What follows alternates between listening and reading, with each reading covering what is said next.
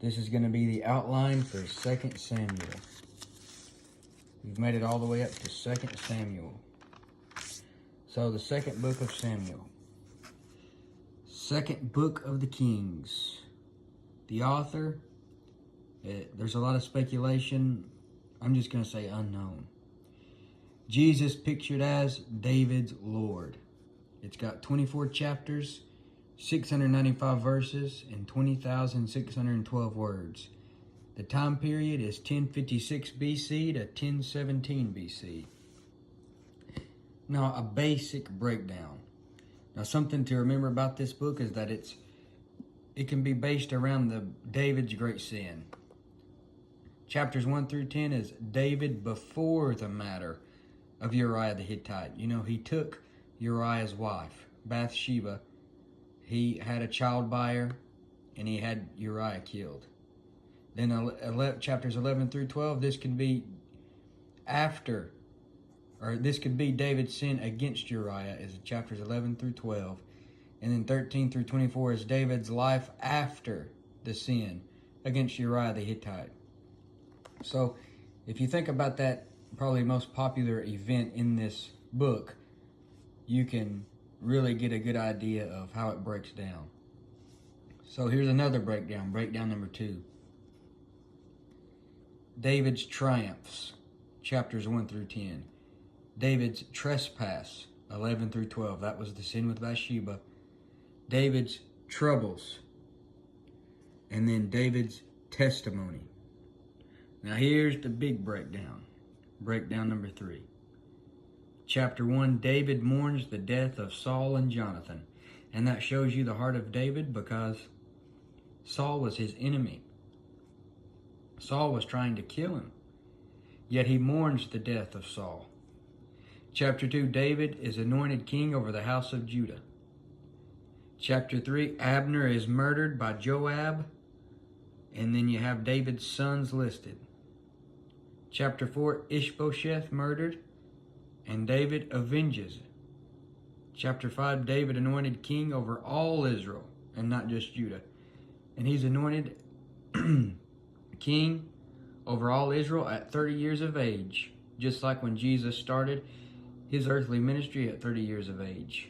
And he moves the capital to Jerusalem. David wants to bring the ark to Jerusalem, but he does it the wrong way.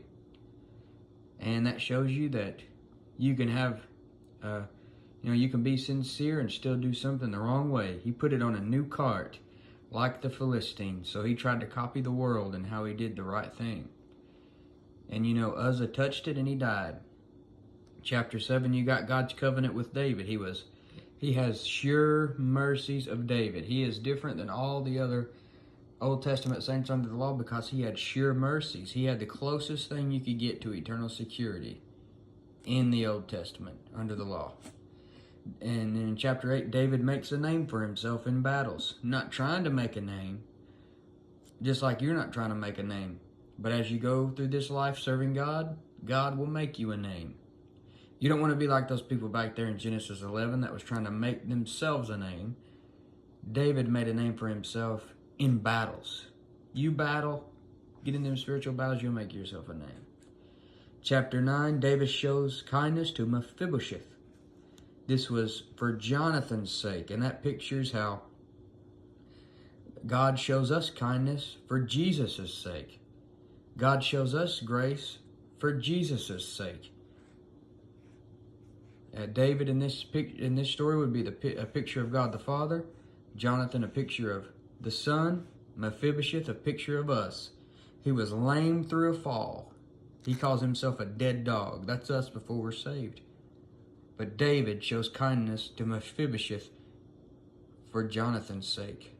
And the New Testament says, "Be ye kind one to another, tender-hearted, forgiving one another, even as God for Christ's sake hath forgiven you." He did it for Jesus' sake.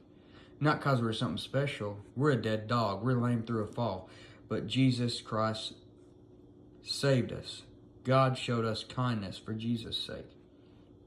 Chapter 10, David defeats Ammon in Syria. And Hanan cuts the beards and garments off of David's servants. That's when he said, Tarry ye at Jericho until your beards be grown. Chapter 11, you got the matter of Uriah the Hittite. David sees Bathsheba bathing. He lusts after her. He takes her. He lays with her. He has a child with her. And has Uriah killed to cover up the sin. And so in chapter 12, David loses the child as a judgment. In chapter 13, David's son Amnon loves his own sister. And his friend, Amnon had a friend, and his name was Jonadab, and he helps him plot to take her. But then after he lies with her forcibly, then he hates her. Same way it is today.